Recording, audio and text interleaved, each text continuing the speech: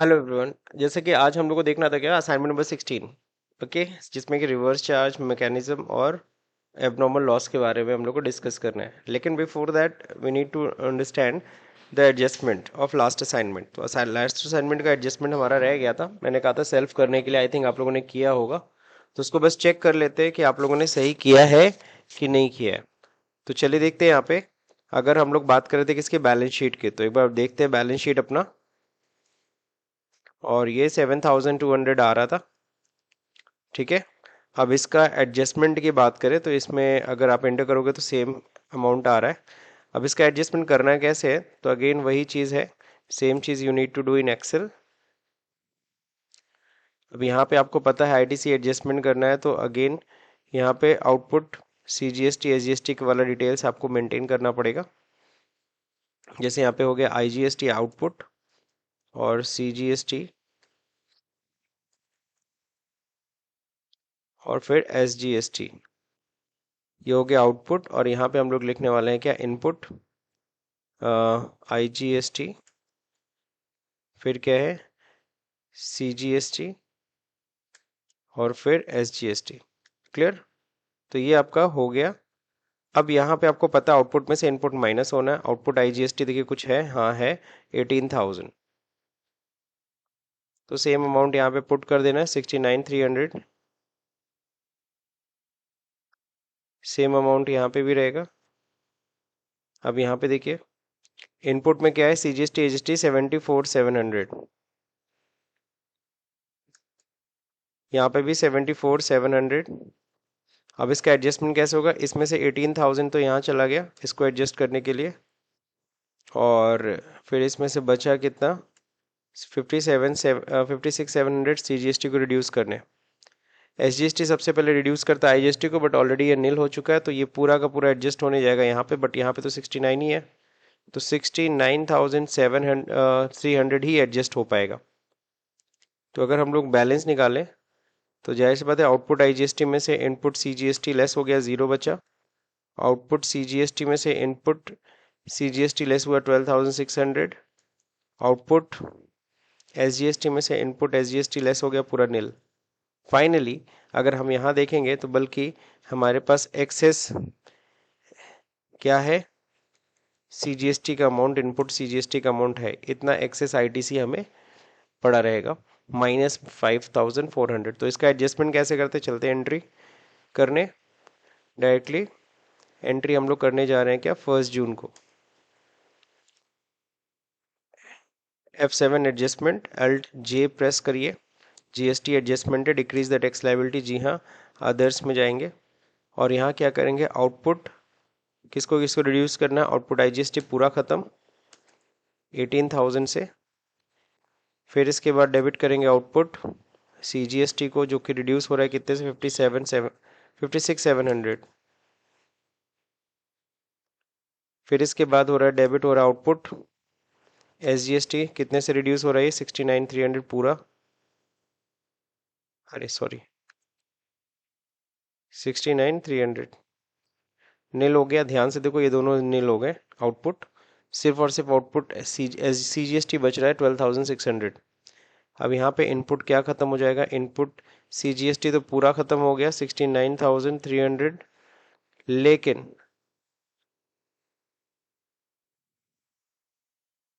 CGST 69 sorry पूरा 74,700, 74,700 पूरा खत्म होगा। और इनपुट एसजीएसटी रह जाएगा कितना, इनपुट एसजीएसटी रिड्यूस होगा सिर्फ 69,300। तो मेरे पास इनपुट एसजीएसटी में रह जाएगा 5,400 रुपये। ये कौन सा बैलेंस है, debit balance, that means my asset. तो ये एडजस्टमेंट कर दिया, बीइंग आउटपुट टैक्स या आईटीसी क्लेम। क्लियर। तो आईटीसी क्लेम कर लिया, अब हमें गवर्नमेंट को पे करना है। और पे करने से पहले एक बार बैलेंस शीट देख लीजिए। बैलेंस शीट अगर आप देख रहे होंगे तो यहाँ पे देखो, अब सिर्फ वही दिखा रहा है, ये तो हमारे पास इनपुट का पैसा पड़ा हुआ है और ये हमें आउटपुट गवर्नमेंट को पे करना है। ये 5,400 हमारा रह गया, ये एडजस्ट नहीं हो पाया है, ये नेक्स्ट मंथ हम एडजस्ट करेंगे। तो फिलहाल 5,000 12,600 हम लोग पे कर दें। 1 जून को F5 control F auto fill कर लेते हैं। GST other than reverse charge 1 मई से 31 मई का, जी हाँ। डेबिट क्या होगा, आउटपुट सीजीएसटी का पैसा देना है 12,600 थ्रू एक्सिस बैंक 253002, किसके नाम पे, जीएसटी।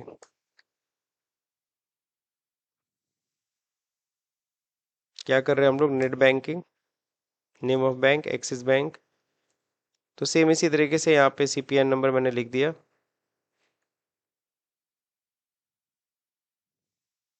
बीआरएन कोड आपको पता है, 1 जून को पेमेंट हो रहा है, बीइंग पेमेंट मेड। तो ये हो गया पेमेंट। अब अगर बैलेंस शीट में जाएंगे तो सिर्फ और सिर्फ ये 5,400 माइनस में दिखेगा, ये होना चाहिए। ये आपके पास एक्सेस आईटीसी है एसजीएसटी में। दूसरा नंबर है क्या, एक रिकंसिलिएशन भी करना पड़ेगा, डिस्प्ले स्टैट्यूटरी रिपोर्ट, यहाँ होता है जीएसटी रिपोर्ट, यहाँ होता है चालान रिकंसिलिएशन। तो यही चालान रिकंसिलिएशन रह जाएगा। इसको करने के लिए स्पेस दबाइए, अल्ट एस दबाइए और यहाँ पे सेम वही चीज़ कर दीजिए, same detail, e banking, bank name Axis bank, common portal number जो भी मैंने लिखा था। अच्छा सेम नंबर होना चाहिए, अब मुझे नंबर नहीं याद है तो मैं क्या करूँगा, अल्ट जी और जाऊँगा वो पेमेंट वाली एंट्री ओपन कर लूँगा और यहाँ पे इसको यस करके मैं सेम नंबर कॉपी कर लेता हूँ कंट्रोल सी से, यहाँ पे पेस्ट कर लेता हूँ और चालान identification number, BRN code, 1st 5th हो गया, यहाँ से हट गया। चालान रिकंसिलिएशन भी करके जाइएगा, ठीक है ना। आई होप सो आप लोग का पेंडिंग रहा होगा, चालान रिकंसिलिएशन नहीं किए होंगे, नहीं किए होंगे तो कर लीजिएगा। तो ये कंप्लीट करना है। इतना करने के बाद अब हम लोग असाइनमेंट नंबर 16 स्टार्ट कर सकते हैं, अगला असाइनमेंट, ठीक है। अच्छा 15 असाइनमेंट के बाद मैं आपको एक रिपोर्ट दिखा देता हूँ। पहला तो पीएल अकाउंट में क्या आना चाहिए, प्रॉफिट आनी चाहिए 9,35,726 रुपीज़, ये आनी चाहिए। दूसरा नंबर क्या है, बैलेंस शीट का टोटल भी आप मैच करा सकते हैं, ड्यूटीज एंड टैक्सेस, ये सारे फिगर्स देख सकते हैं, ठीक है ना, ये मैच करा लीजिएगा। अब हम लोग बात करेंगे असाइनमेंट नंबर 16 की। तो असाइनमेंट नंबर 16 बेसिकली डिस्कस किसके बारे में करता है, रिवर्स चार्ज मैकेनिज्म, आरसीएम जिसको शॉर्ट में कहते हैं। What is RCM, reverse charge होता क्या है, और एबनॉर्मल लॉस, दो टॉपिक है। रिवर्स चार्ज का मतलब क्या होता है, पहले रिवर्स चार्ज से पहले, before learn reverse charge we should to know type of charges. तो first thing is forward charge. Forward charge मतलब ये सिंपल नियम होता है, when when the liability of tax, जो लाइबिलिटी जो होती है टैक्स की, वो पे करने की जिम्मेदारी किसकी होती है, सप्लायर की। मैं सेलर हूँ, आप लोग को सेल कर रहा हूँ, तो मैं क्या करूँगा, आप लोग मेरे कस्टमर, आपसे मैं सामान का पैसा प्लस जीएसटी का पैसा वसूलूंगा, सामान का पैसा अपने जेब में डालूंगा, जीएसटी का पैसा गवर्नमेंट को दे दूंगा, यही होता है ना। तो किसकी जिम्मेदारी होती है जीएसटी पे करने की, गवर्नमेंट को, सप्लायर की। तो supplier is liable to pay tax to the government, सीधी सीधी लाइन। तो when supplier is liable to pay tax to the government it is known as forward charge, यही होता है मैक्सिमम केसेस में। तो नॉर्मल जीएसटी पेमेंट ऐसे होता है, देखो ये supplier of goods and service है, इसने गुड्स इसको बेचा, गुड्स या सर्विस, है ना, और उससे क्या ले लेगा, प्राइस ऑफ गुड्स भी लेगा और जीएसटी का पैसा भी लेगा, और फिर जीएसटी का पैसा सप्लायर उठा के किसको दे देगा, गवर्नमेंट को। यानी कौन रिस्पॉन्सिबल है गवर्नमेंट को जीएसटी पे करने के लिए, सप्लायर, बायर नहीं।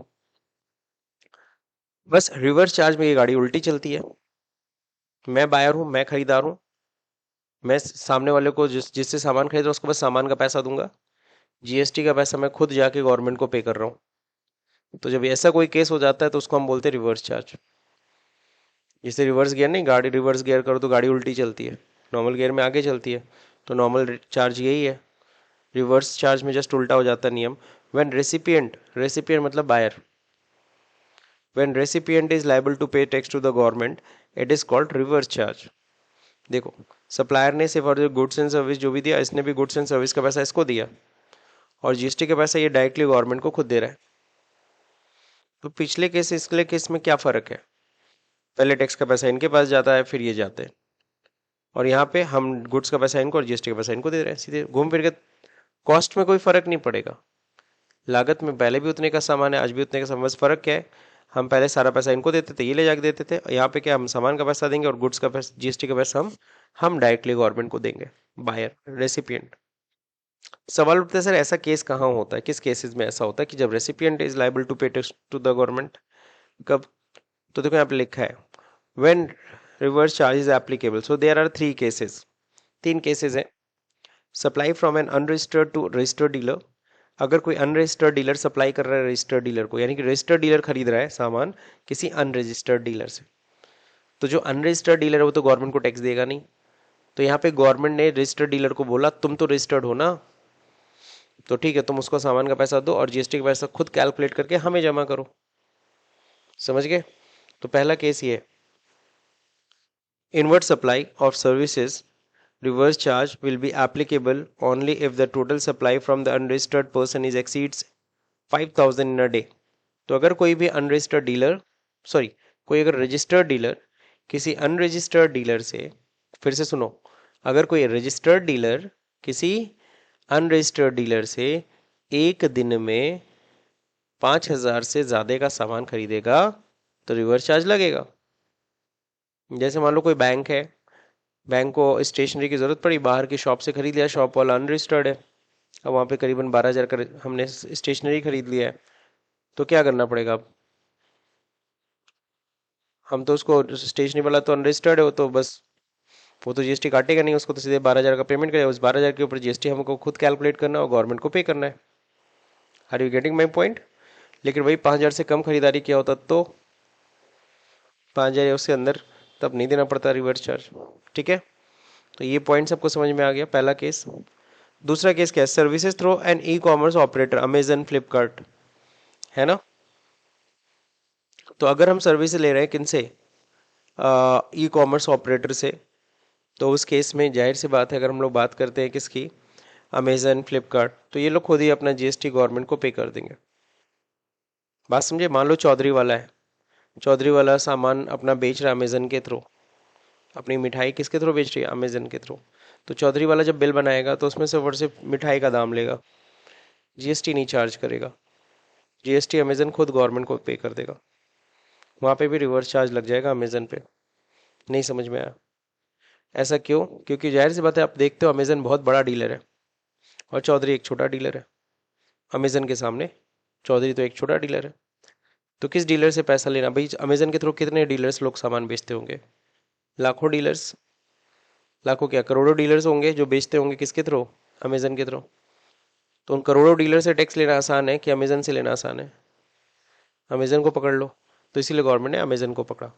तो ई कॉमर्स ऑपरेटर के केस में ई कॉमर्स ऑपरेटर ही होते हैं। समझ गए? फिर ये सेकंड केस भी समझ में आ गया। Third case, supply of specific goods and services.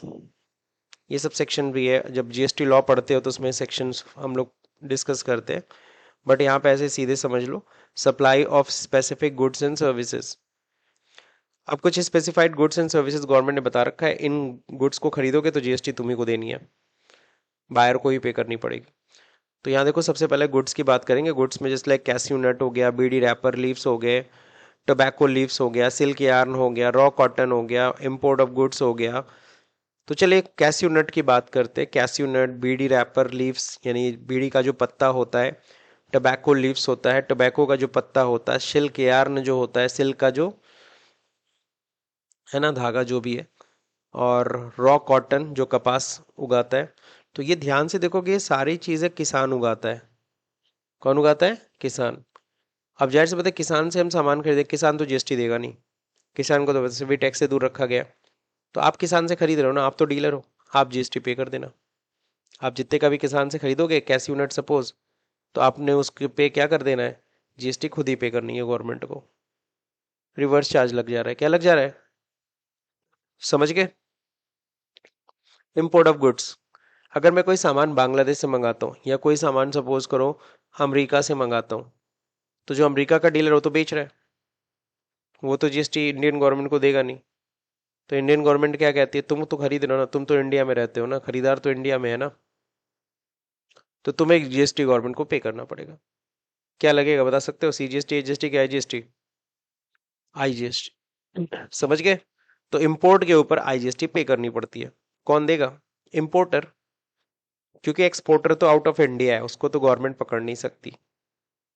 बात समझे, क्योंकि जीएसटी का लॉ कहाँ लागू होता है? इंडिया में, इंडियन टेरिटरी में, है ना। तो आप तो इंपोर्टर हो, आप तो इंडिया में हो ना, आपको जीएसटी पे करने के, आपने अगर 2 करोड़ का माल मंगाया तो 2 करोड़ के ऊपर जीएसटी आप पे करो गवर्नमेंट को। समझ गए? Next, service goods transport agency. अब हम कुछ सर्विसेज की बात करेंगे। ये तो रही गुड्स की बात। कुछ सर्विसेज भी है जो रिवर्स चार्ज में आते हैं, जस्ट लाइक जीटीए की सर्विस, गुड्स ट्रांसपोर्ट एजेंसी। जितने भी ये ट्रांसपोर्टर होते हैं ना, ट्रक वाले, तो उन वो सिर्फ और सिर्फ क्या करते हैं, भाड़ा सिर्फ उन हमसे चार्ज कर सकते हैं। सपोज उन्होंने भाड़ा ले लिया अपना 25,000 रुपये, 30,000 रुपये, उसका जीएसटी हमें कैलकुलेट करना है, गवर्नमेंट को पे करना पड़ेगा। बात समझे? तो बहुत सारे डीलर अपना सामान इधर से उधर भिजवाते किसके थ्रू? इन ट्रांसपोर्टर्स के थ्रू। तो उन ट्रांसपोर्टर को सिर्फ भाड़ा देंगे, और आपको पता है उस भाड़े पे रिवर्स चार्ज लगेगा, आपको खुद जीएसटी गवर्नमेंट को पे करना है। नेक्स्ट क्या होता है? Legal services by advocate. मान लो हमारी कंपनी है, अब हमारी कंपनी का केस है, कभी हमारी कंपनी का एक लॉयर है, जो भी कंपनी का केस होता है वही हैंडल करता है। तो लॉयर हमसे फीस चार्ज करेगा, हम उसको बस फीस देंगे, उस फीस पे वो जीएसटी नहीं कैलकुलेट कर सकता। और वैसे भी लॉयर हमेशा रिवर्स चार्ज में आता है, गवर्नमेंट ने कहा है लॉयर कभी जीएसटी उएसटी नहीं कलेक्ट करेगा, वो सिर्फ अपनी फीस ले।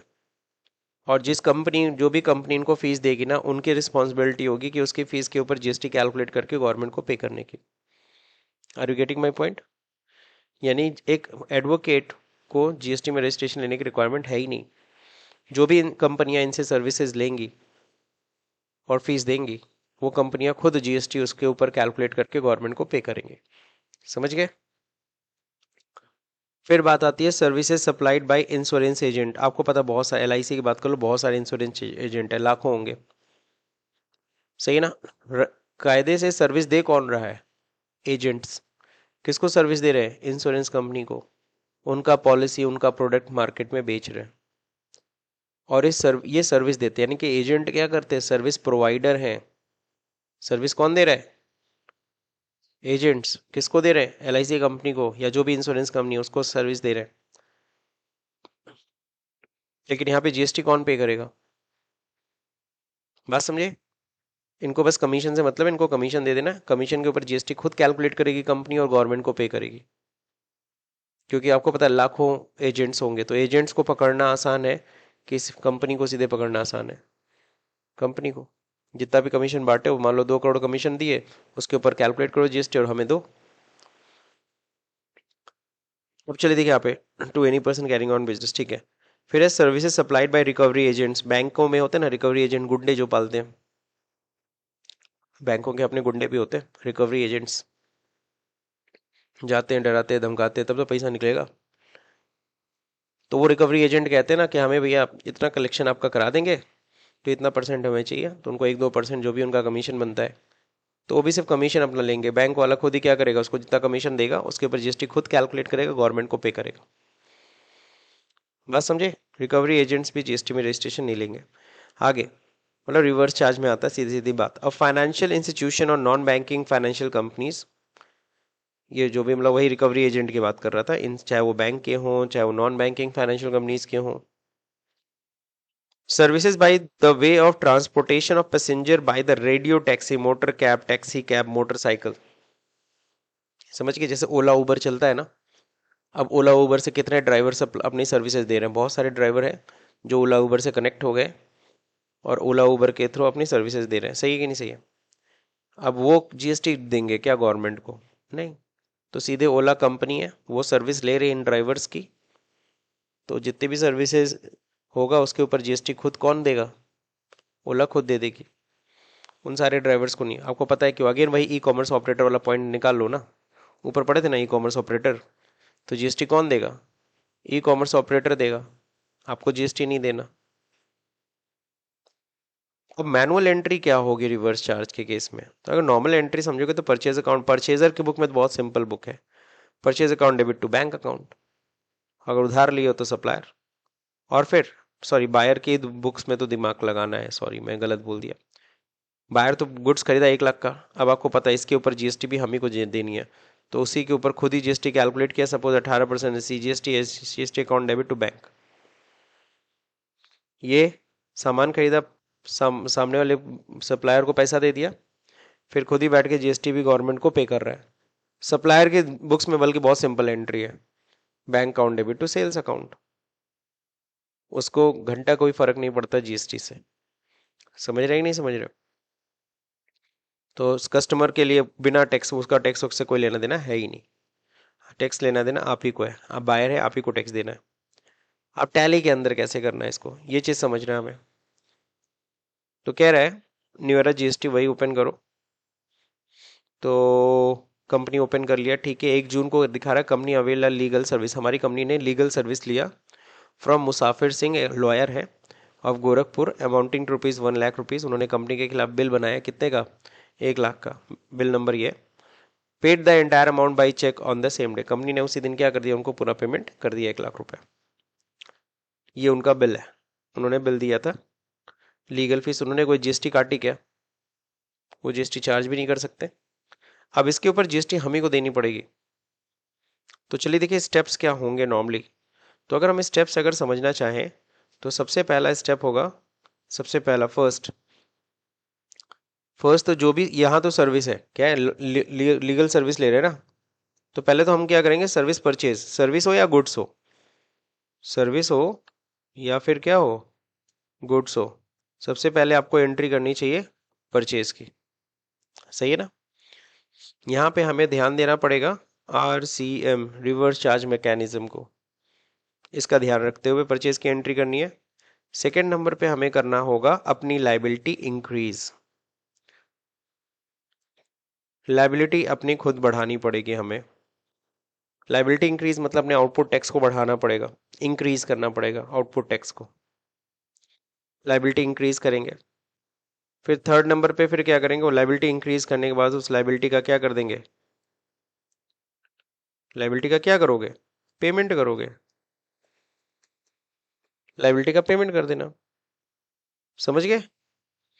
यानी पहले परचेज करना है, फिर अपनी ही लाइबिलिटी को खुद बढ़ाना भी है, फिर इसके बाद उसको पेमेंट भी करना है। ठीक है? लाइबिलिटी इंक्रीज करोगे, जाहिर सी बात है इसके लिए एंट्री करनी पड़ती है, एडजस्टमेंट की एंट्री जनरल में होती है। अगले महीने आपको पता है ये परचेज के ऊपर हमने क्या किया है, टैक्स दिया है। क्यों? सर्विस लिए है ना, उस पर टैक्स दिया। और सर्विस ली है उस पर टैक्स दिया, तो उसकी आईटीसी भी तो क्लेम करना है। तो फिर हम लोग इसकी क्या करते हैं, आईटीसी भी क्लेम करेंगे। फिर से सुनो, मैंने गुड्स खरीदा है ना, सर्विस खरीदा है ना, तो उस पर जो भी टैक्स मैंने वो अलग बात है कि मेरी लाइबिलिटी बन गई, हम ही को भाई हम वैसे भी सामान खरीदते हैं तो उस पर जीएसटी जोड़ के देते ना, फिर आईटीसी क्लेम करते। इस बार हमने उसको ना दे करके हमने उसको सामान का पैसा, इनको टैक्स का पैसा दे दिया। अब फिर जो टैक्स दिया है उसका हमें आईटीसी भी तो क्लेम करना है, इनपुट टैक्स क्रेडिट। क्यों? क्योंकि हम परचेज पे दे रहे हैं, परचेज पे कोई भी टैक्स देंगे हम उसकी आईटीसी क्लेम करेंगे, आउटपुट टैक्स में से रिड्यूस करेंगे। तो आईटीसी क्लेम कर होता है, नॉर्मली आईटीसी क्लेम होता है नेक्स्ट मंथ। इस महीने जो भी हम लोग इनपुट टैक्स पे करेंगे, किसके थ्रू, आरसीएम का, उसका टैक्स क्लेम, आईटीसी क्लेम कब होता है, अगले महीने पूरा देना पड़ेगा। हाँ एक और चीज ध्यान रखना, ये जो आरसीएम का जो टैक्स बनता है, चाहे वो 18,000 बने चाहे 20,000, वो पूरा का पूरा गवर्नमेंट को पे करना, उसमें बैठ के कुछ माइनस वाइनस मत करने लगना। आरसीएम का टैक्स पूरा का पूरा गवर्नमेंट साबुत देना है, उसमें से कुछ भी हम माइनस नहीं कर सकते, क्योंकि ये इनपुट टैक्स है, आउटपुट टैक्स नहीं है ना। आउटपुट टैक्स में ना रिड्यूस करते हो, इनपुट टैक्स में थोड़ी ना कुछ रिड्यूस करना है, आप पहले पे कर दो। चलिए, तो चलते देखते हैं। 1 लाख का बिल है, सर्विस का बिल बना है। सबसे पहले कह रहा था, पहले तो भाई लेजर बना लो मुसाफिर सिंह का, है ना, लॉयर है ये हमारा, और आपको पता है अनरजिस्टर्ड डीलर है। लॉयर टैक्स में जीएसटी में रजिस्ट्रेशन लेता नहीं है। तो चलते हैं टैली पे करते हैं, सबसे पहले क्रिएट लेजर मुसाफिर सिंह, ये हो गया हमारा सन्ड्री क्रिएटर। ठीक है ना, इनका एड्रेस एड्रेस दिया है तो देख लीजिए, दिया है तरंग crossing, north Mayapur, Gorakhpur.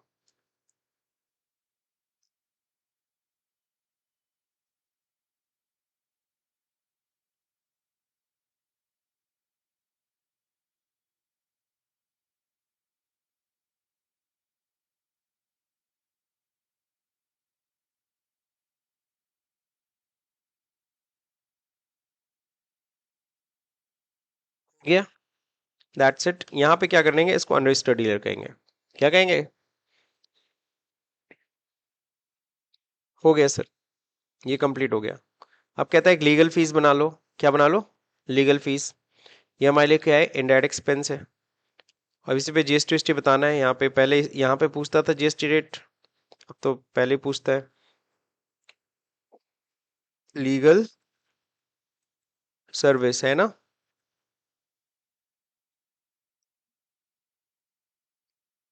Legal fees है, लीगल सर्विस है, वैसे लीगल चलो फीस ही लिख देते हैं। ये हमारे लिए क्या है? इनडायरेक्ट एक्सपेंस है। सही है। अब यहाँ पे जीएसटी एप्लीकेबल है? जी हाँ एप्लीकेबल है, जीएसटी एप्लीकेबल करना है। अब कहता है यहाँ पे एज पर क्या है रेट भाई, स्पेसिफाइड डिटेल हियर। जी HSN कोड बताना पड़ेगा, SSC कोड सॉरी 392842, 392842। ठीक है, हो गया। डिस्क्रिप्शन क्या है? लीगल फीस LF लिख देते हैं शॉर्ट में। स्पेसिफाइड ईयर, जीएसटी का रेट मेंशन कर रहे हैं। टैक्सेबल है ना? हाँ भाई, टैक्स तो लगेगा लीगल सर्विस पे। कितना परसेंट टैक्स है? 18% है। अब यहाँ पूछ रहा है एप्लीकेबल फॉर रिवर्स चार्ज। अब बस यहीं पे एप्लीकेबल कर देना। सवाल उठता है सर हमारे में नहीं आया है तो क्या करेंगे? आपको पता है क्या करना है, आपके में आने वाला है नहीं, तो F12 दबा के यहाँ पे होगा क्या, जीएसटी वाले सेक्शन में चले जाना। ये सब तुम लोग ध्यान देते हो कि नहीं देते हो? ये क्या है? जनरल डिटेल है, तो जनरल डिटेल से तो कोई मतलब है नहीं। ये कौन सा डिटेल है? पार्टी डिटेल है, पार्टी डिटेल से भी कोई मतलब है नहीं। ये कौन सा डिटेल है? बैंक डिटेल, इससे भी कोई मतलब है नहीं। टैक्स डिटेल, हमें जीएसटी से मतलब है ना। किससे मतलब है? ये देखो जीएसटी डिटेल अब आया। अब अगर देखोगे तो यहाँ जीएसटी डिटेल आ रहा है कि नहीं आ रहा है? तो यहाँ पे जीएसटी डिटेल में आपको देखना है, यहीं पे होगा रिवर्स चार्ज।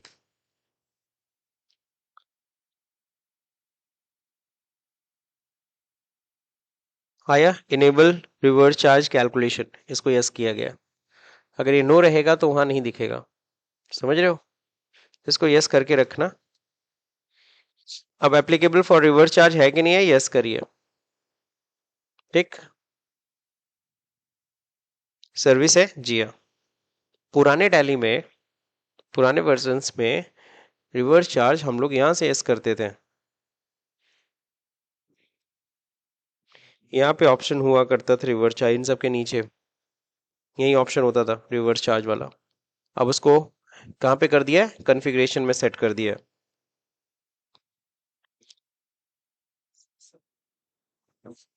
चलिए, तो यहाँ पे हम लोग ने देख लिया, हम लोग ने ऑन कर लिया है। फिर से एक बार देख लीजिए, रिवर्स चार्ज ठीक है ना, ऑन है, सर्विसेज है, लीगल फीस है, ये सर्विस में आती है। हो गया, बन गया सर। अब सर जी क्या करना है? तो आपने तो कर ही लिया, अब सीधे परचेज की एंट्री कर लीजिए। ठीक है ना, अब परचेज की एंट्री चलते ही करते हैं।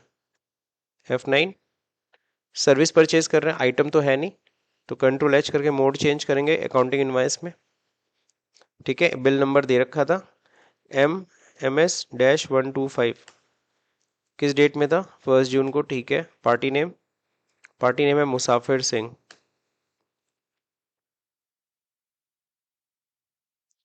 अब यहाँ पे क्या सर्विस ले रहे हैं हम? Legal fees. कितना दे रहे हैं लीगल फीस? 1 लाख रुपए। अब ये जब पढ़ेंगे, अब नीचे तो कोई सीजीएसटी एजीएसटी तो पकड़ाना नहीं है। न्यू रेफरेंस, जी हाँ। कोई क्रेडिट डेज है क्या? अब देखो, यहाँ पे कह रहा है ये बॉक्स खोलने के लिए टैक्स क्लासिफिकेशन ये सब अब नहीं खुलता है। आप वहाँ पे हल्का सा क्रॉस लगा सकते हो। अब ये नहीं खुलता, पुराने कंप्यूटर्स पुराने वाले वर्जन में खुलता था। तो अब यहाँ पे क्या करेंगे? बीइंग सर्विस बिल पेड, है ना, सर्विस का बिल क्या किया हमने? पेमेंट किया, सॉरी सर्विस बिल रिसीव। अब बिल की एंट्री हो रही है, बिल की एंट्री कर दिया। अब इसके बाद पेज अप करना। क्या करना? पेज अप, वापस एंट्री उसको देखना। अब यहाँ पे मेन इंपॉर्टेंट है रिपोर्ट चेक करना। कौन सा? Tax report. उसके लिए कैसे करते हैं प्रेस? आपको पता है, Ctrl O। यहाँ पे आपका रिवर्स चार्ज दिखना चाहिए, एंटर करो। ये ब्लू लाइन यहाँ पे जो दिख रही है, amount of tax subjected to reverse charge बोल रहा है ना। टैक्स हमने चार्ज नहीं किया, बट यहाँ पे अल्ट F5 के साथ डिटेल जब चेक करोगे दिखाएगा इस पे टैक्स बनता है कितना रुपए, 18,000। आपने चार्ज नहीं किया वो अलग बात है बिल के अंदर, क्योंकि रिवर्स चार्ज लगता है, आपको खुद उसकी लाइबिलिटी देनी पड़ेगी। तो कैसे देनी पड़ेगी चलिए देखते हैं। तो ये लाइन आनी चाहिए, समझ रहे।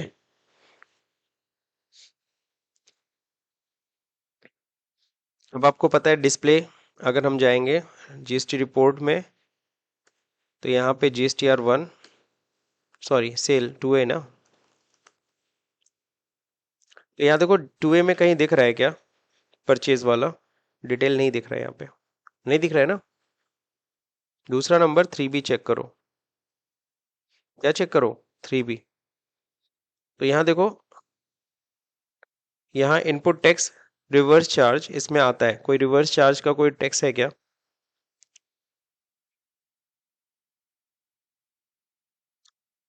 Outward inward supply applicable for reverse charge दिख रहा है यहाँ पे, नहीं ना दिख रहा है। क्या लिखा है, कोई ऐसी इनवर्ड सप्लाई लिए हो जिसके ऊपर क्या लगता है, ऐसा कुछ है नहीं है, मई का दिखा रहा है। अब क्या करेंगे, 1 जून से 2 जून कर लेते हैं। अब आ गया, आगे कि नहीं आ गया, क्योंकि वो 31 मई दिखा रहा था। तो 2A में आपको दिखेगा कि 1 लाख की जो सर्विस लिया है ना उस पर रिवर्स चार्ज लगता है CGST AGST।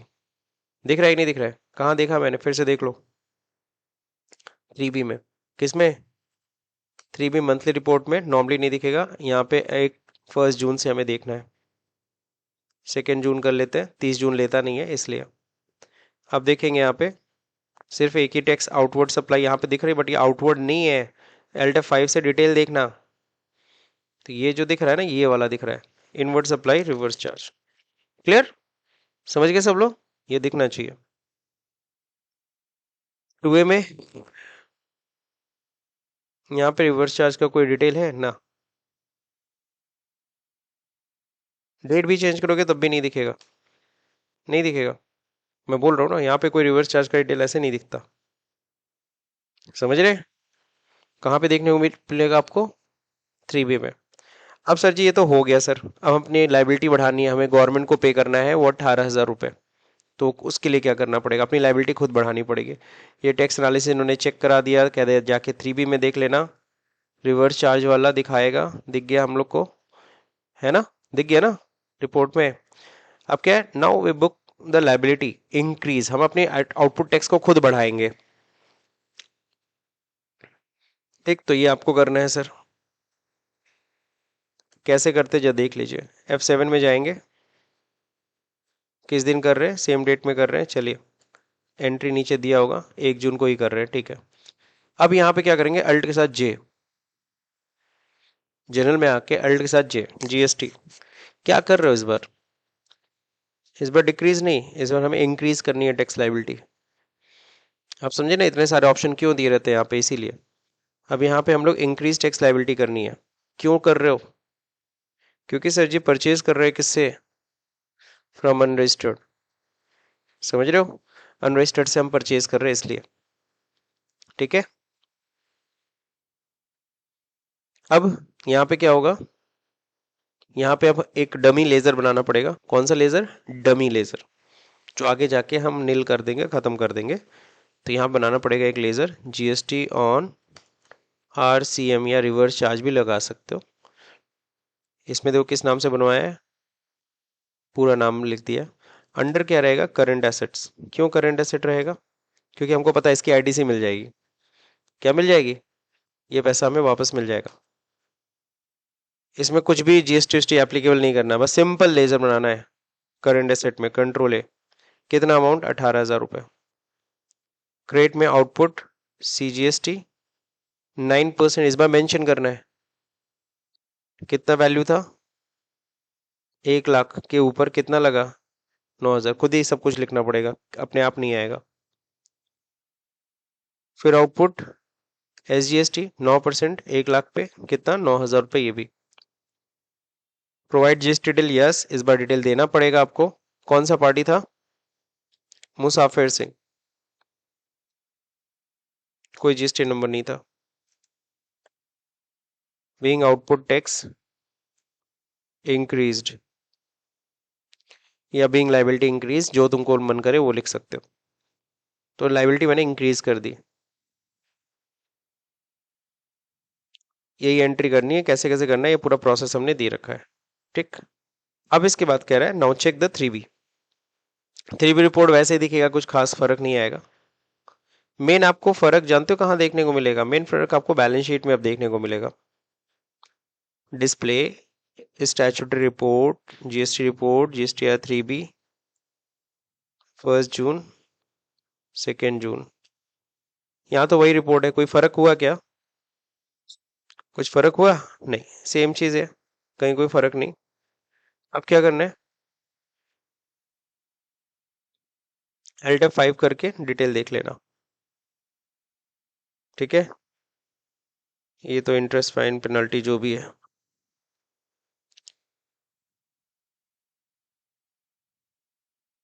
टू ए में देखते कुछ अपडेट हुआ? कुछ नहीं, टू ए में आपको कुछ देखने को नहीं मिलेगा। अब कह रहा है क्या? बैलेंस शीट जाके चेक कर लो। तो बैलेंस शीट में 12,600 आ रहा है, जबकि 18,000 रुपये देना है। लेकिन इंटर करो, पता है वो 5400 माइनस हो रहा है। हालांकि 5400 की आईटीसी हम नहीं ले पाएंगे इसमें से। आपको पता है जितना भी ये रिवर्स चार्ज वाला टैक्स होता है ये पूरा देना पड़ता है, इसमें हम कुछ भी माइनस। तो ये पूरा 9,000 रुपये हमें गवर्नमेंट को पे करना है। तो पे करने चलते हैं। पे करने के लिए कहाँ पे जाएंगे? GST payment recipient liability, voucher F5। किस डेट में पेमेंट करवा रहे हैं? 2 जून करा रहे हैं, अच्छा नहीं 1 जून को ही। Control F। क्या पेमेंट कर रहे हो? स्टैचूटरी पेमेंट का। किस चीज़ का? जीएसटी का। काहे का? Reverse charge. इस बार रिवर्स चार्ज लेना है। ये नॉर्मल टैक्स लाइबिलिटी नहीं है, ये आरसीएम वाली लाइबिलिटी जो हम दे रहे हैं। तो ऊपर tax under reverse charge select करना पड़ेगा। कब से कब तक का?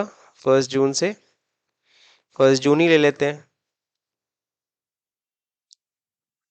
क्या जमा करना है? आउटपुट सीजीएसटी कितना? 9,000 रुपये पूरा जमा करो। फिर डेबिट होगा आउटपुट एसजीएसटी पूरा 9,000 रुपये। और क्रेडिट में क्या हो जाएगा? Axis bank. ये तो नॉर्मल जैसे पेमेंट करते हो वैसे ही। 253003 तीसरे नंबर का पेमेंट है जीएसटी। यस। किससे पेमेंट कर रहे हो? Net banking. कौन सा बैंक है? Axis bank. CPN number 99999। पता नहीं कितनी बार 9 हमने दबा दिया। कितने डिजिट का होता है सीपीएन नंबर? को भी ध्यान दिए हो? ध्यान दी थी? सिन नंबर यहाँ तो डालते नहीं है। पेमेंट डेट 1 जून। Being tax paid under RCM. सही है। तो हमने टैक्स पे कर दिया अंडर आरसीएम। तो देखो क्या क्या किया हमने। पहला नंबर, हमने सर्विस परचेज किया। परचेज किया तो अब अपना ही माथा खराब कर दिया हमने। रिवर्स चार्ज परचेज करने पे अपना ही माथा खराब होता है। अपनी खुद ही लाइबिलिटी बढ़ाओ फिर पे करो। फिर अगला मैंने आईटीसी भी क्लेम करो। परचेज का वाउचर दिखेगा, परचेज की एंट्री चढ़ा लोगे, बट अपनी खुद की लाइबिलिटी बढ़ानी है, फिर उसको पे करना है। फिर अगले महीना आईटीसी लेना है। ये खुद से करना होता है, ये अपना दिमाग से करना होता है। ये क्वेश्चन में नहीं बोलेगा। सो यहाँ पे हमने लाइबिलिटी अपनी इंक्रीज कर दी। अब जाओ देखो फिर से वापस ड्यूटीज एंड टैक्सेस 5400 आईटीसी आ गई होगी वैसे ही। सो बैलेंस शीट चलिए हम लोग मैच करा लेते हैं। वापस 5400 हो गया। यहाँ पे भी वैसे ही दिखेगा। ठीक है सर, कोई फर्क नहीं। नाउ पे अमाउंट टू मुसाफिर सिंह को भी पेमेंट कर दिया जाए। मुसाफिर सिंह का पेमेंट रह गया था, कहा था ना क्वेश्चन में कि मुसाफिर सिंह को तुरंत उसी दिन में हमने क्या किया? पेमेंट कर दिया है। तो चलिए मुसाफिर सिंह को पेमेंट करते हैं। सिंपल पेमेंट है मुसाफिर सिंह को 1 लाख जितना ये बैलेंस है। यू नीड टू पे अगेंस्ट रेफरेंस। ठीक है, बाय एक्सिस बैंक। डिटेल दिया है, चेक कर नहीं? मैं अपनी तरफ से चेक डिटेल भर देता हूँ। 253004 मुसाफिर सिंह बीइंग पेमेंट मेट हो गया। तो हमने 1 जून को मुसाफिर सिंह जी को भी पेमेंट कर दिया। अगला क्या है, चेक GSTR 1। क्या चेक करना है, GSTR 1, GSTR 2, GSTR 3B।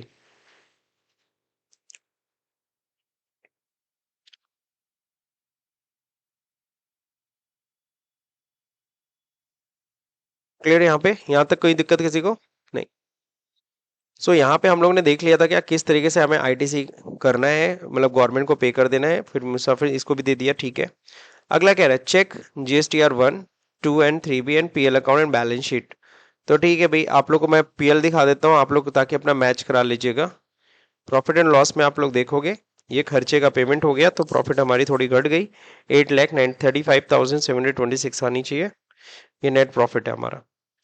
और बैलेंस शीट में अगर जाके देखेंगे तो बैलेंस शीट का टोटल 55,13,906, ड्यूटीज एंड टैक्सेस पे मोर फोकस, वहां पे -5,400 आना चाहिए।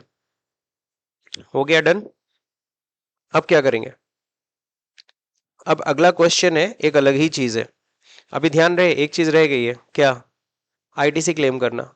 जो हमने टैक्स पे किया 18,000, उसकी ITC क्लेम करेंगे।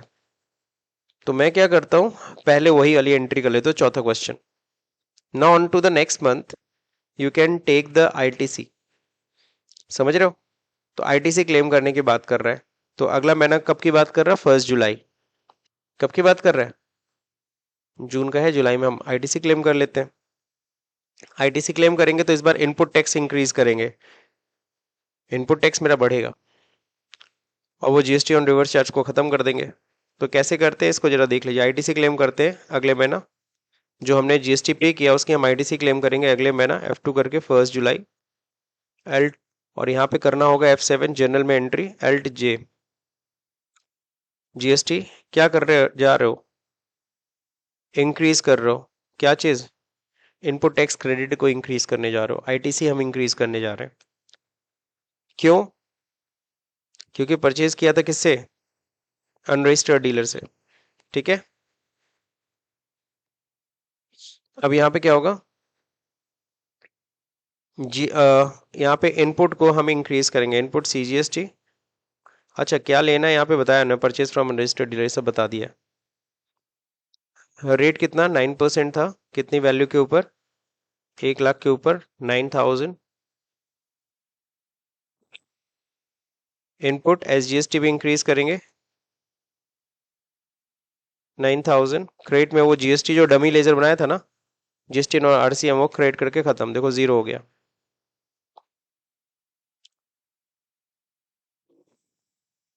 मुसाफिर सिंह क्या था, supply service, not goods, being ITC taken, ठीक है ना। दैट्स इट, ये कंप्लीट होते ही अब जाओगे बैलेंस शीट में, तो अब ITC आपकी बढ़ गई, इनपुट टैक्स इसमें कितना हुआ, CGST में 9,000, इसमें कैसे 14 आ रहा है, क्योंकि आपका 5,400 पहले का पड़ा था, तो 9 और 5 14,400 रुपये हो गया। क्लियर, तो ये हो गया ITC क्लेम करने की एंट्री, बकायदा यहाँ पे दिखाया गया है, आप लोग देख सकते हो।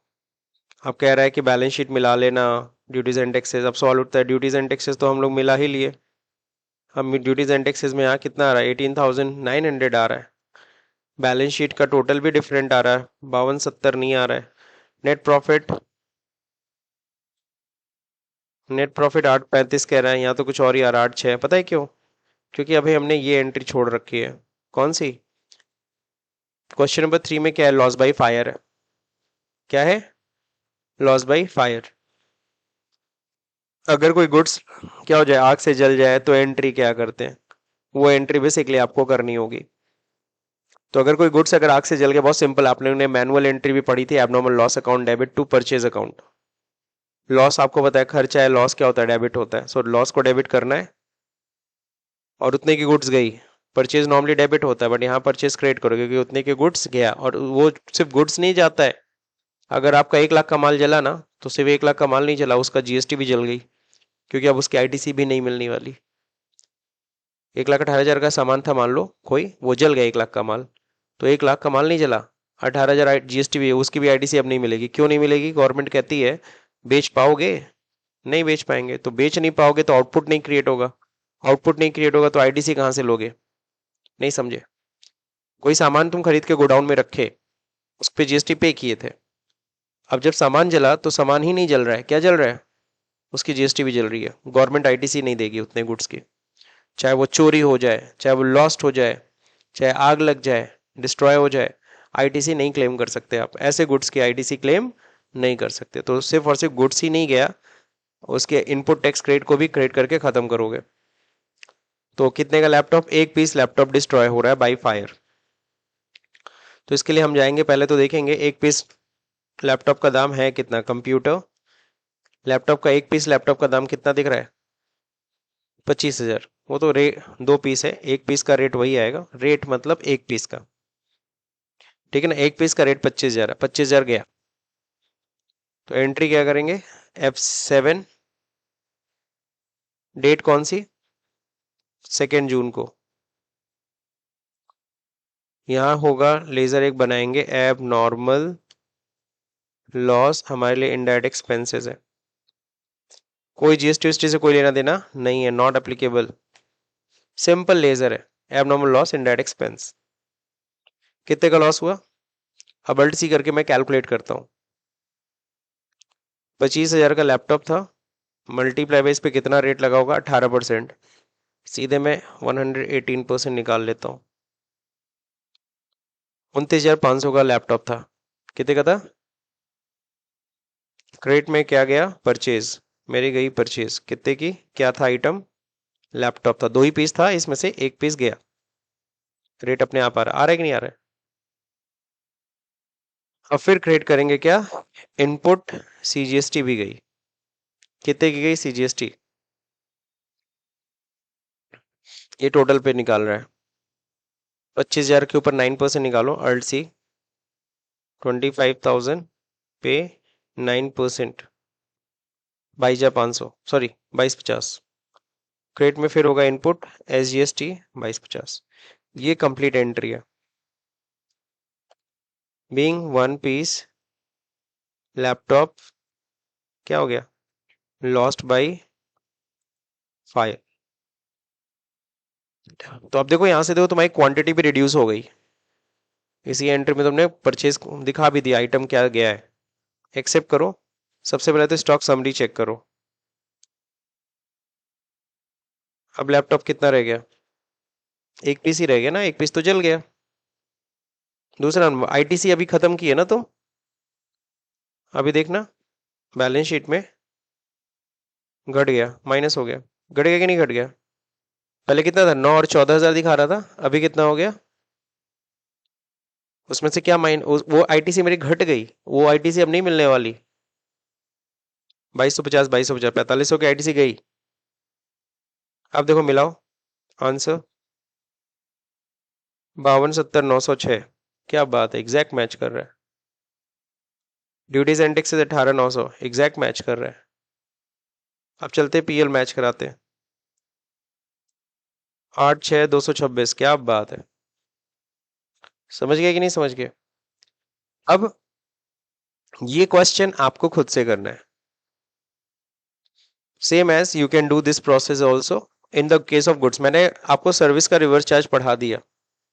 अब कह रहा है 2 जुलाई को कंपनी इंपोर्ट कर रहा है एक मेन फ्रेम कंप्यूटर $1,000 का from IBM company, California US से परचेज कर रहा है। आपको पता है जीएसटी हम ही को देनी पड़ेगी। ये बिल नंबर है, $1 बराबर 74 रुपीज चल रहा है इस समय। पहले क्या करना है? परचेज की एंट्री क्या करनी है? गुड्स परचेज की entry, second number, third number, fourth number, लेकिन किस मंथ में? Next month. समझ गए? तो ये करना है। होप सो आप कर पाएंगे, नहीं कर पाएंगे तो कोई दिक्कत नहीं, लेकिन हाँ पहले ट्राई तो करिए, ठीक है। So thank you. नेक्स्ट हम लोग ये पहला क्वेश्चन तो देख लेंगे, और फिर अगला जो टॉपिक है वो जीएसटी ऑन एडवांस रिसीट है, assignment number 17। I know that this is the complicated topic, but आपको पता है सीरियल वाइज मैंने प्रॉपर प्लेस में दे रखा है कैसे कैसे करना है, तो पहले तो आपको स्टेप बाय स्टेप फॉलो करना है, ठीक। चलिए, थैंक यू।